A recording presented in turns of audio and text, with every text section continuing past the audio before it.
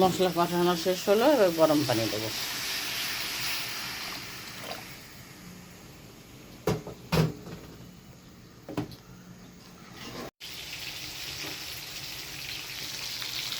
রুই মাছ ভুনা করবো কচু শাক দিয়ে, আর এই যে পুঁই শাক সিদ্ধ করছি, পুঁই শাকটা এখন তেলে পরে দেবো।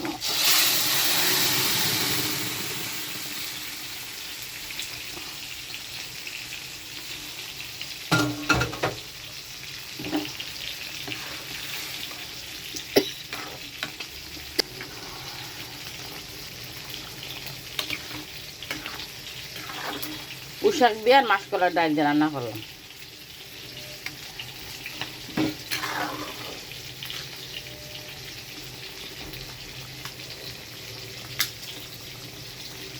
রুই মাছ দিয়ে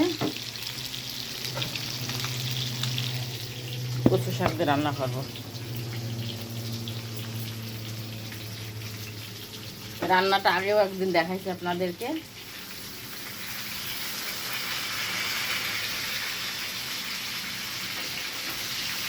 রুই মাছ দিয়ে রান্না করতে পারেন, ইলিশ মাছ দিয়েও রান্না করতে পারেন।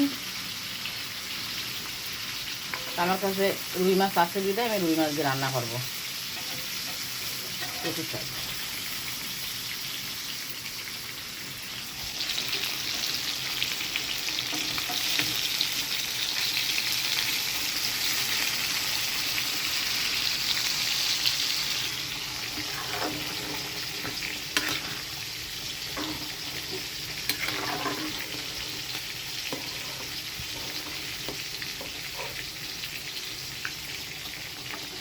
দুইটাই করি, আদর ঠিক করতে পারি।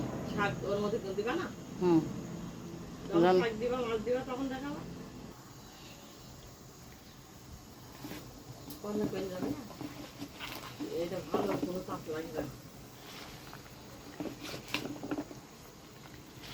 দুধ মান কচু।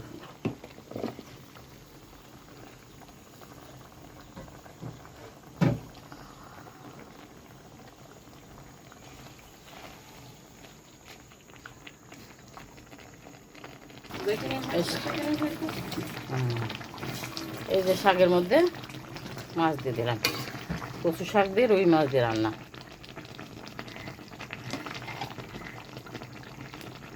কে কে আমার মতন কচু শাক দিয়ে রুই মাছ দিয়ে করে খান জানাবেন আমারে কমেন্টে।